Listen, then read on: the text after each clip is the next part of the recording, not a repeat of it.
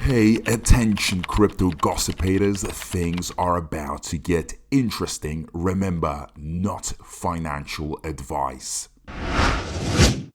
Hey guys, what is up? Hope everyone is doing well. Hope everyone's having an amazing day because I am as usual. And ladies and gentlemen, welcome back. So today we need to talk about Bone ShibaSwap token's future. Is it going to be damaged with the burns? So there are a lot of questions that have been put out, a lot of interesting theories, ideas, and I'd love to get your insight on this point that I need to make. So as you know, we are accumulating these bone gas fees, which we then turn into Shib, and then we turn into ETH and then into Shib. Correct?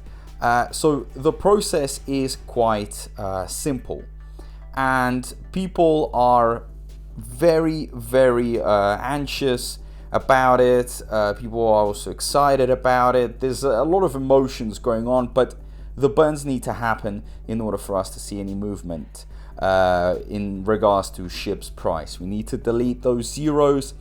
And obviously in the process of burning, people are getting to know Bone, what it does, its use case. People are becoming more familiar with Shibarium, so it's all very nice. Okay, great stuff, everybody's joining in.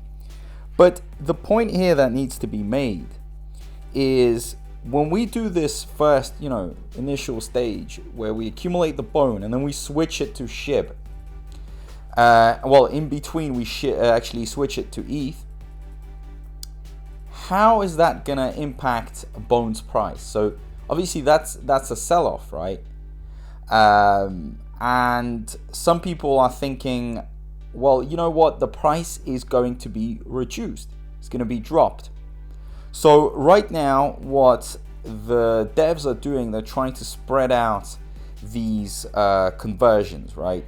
So we don't want to be selling off Bone straight away, right? We don't want here we've got 1.4 million worth of Bone. I mean, if it got sold off in one time, that would be a crazy amount.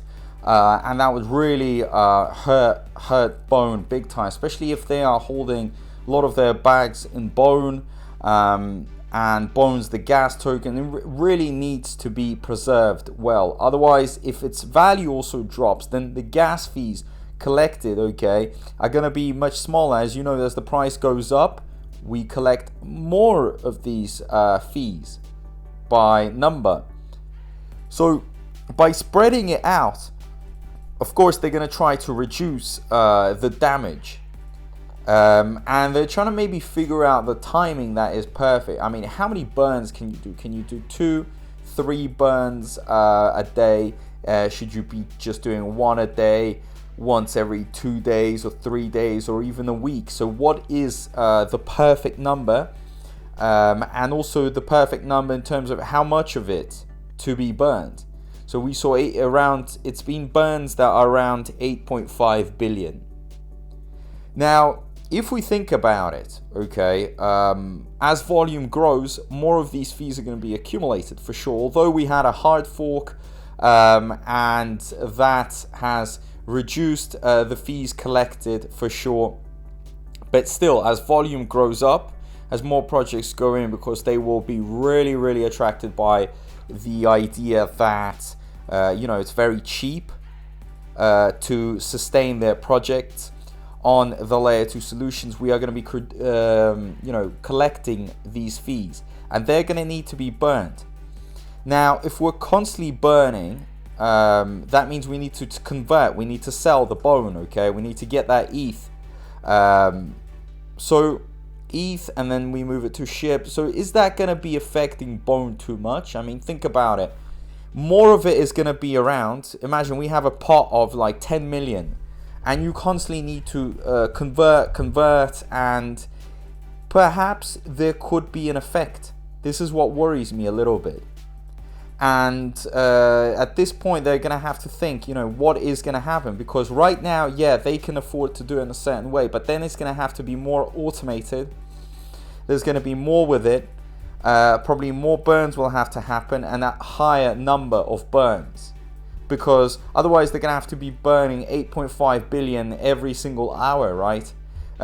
Because at some point 1 trillion Shib will need to be burnt in like a week if we want any sort of notable change for Shiba Inu's burning process. So it really does kind of like make me think. But then I know a lot of people are going to be saying, well, you know, this gets compensated by people actually buying Bone, so the buying pressure is going to be higher, and that's going to compensate for the sell pressure. So let's talk about it, let's discuss in the comment section down below, because what they're doing right now, I'm not 100% sure, but perhaps they're just trying to start, you know, sending Bone, accumulating Shib to burn on positive days for Bone, so when Bone has a lot of green. But can they really do that all the time? And this burning, could it really affect Bone too much in terms of its price? Because it's a lot of pressure on it. I mean, it really is getting, you know, pushed with force. It's like someone is just keeps on poking and poking it. And for them, Bone is everything. I mean, come on. Some of them are getting paid in Bone. Their bags are in Bone, so they need this thing to go up as soon as possible to be compensated for all the work that they've put into this whole ecosystem, to put in the work put into the layer 2 solution. So it all needs to equate, it all needs to compensate. Simple as that.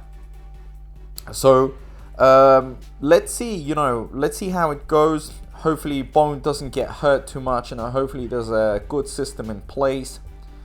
And the type of, you know, pressure that Bone could actually experience if we have 25k goal reached all the time, burns and bones, then I'm not sure. That's the thing. I think they're gonna have to address a lot of things. We have a lot of questions here, because imagine if we go by this 25k goal reached, and we have to burn all the time, and then that's a lot of pressure on Bone. So I hope it doesn't push it down too much.